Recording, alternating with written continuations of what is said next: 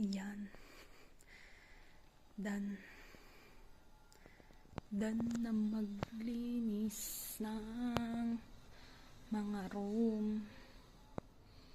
Ayan yung overview. Ganda, no? Yan.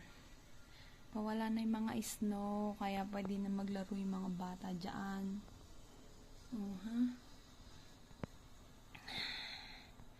Halos lahat yan nililinisan namin. Paikot-ikot lang kami. Toink. Kaya pagod kong pagod talaga. Yan. Halos ang dami na naming nalinisan for today's video. Ganda ng view, no?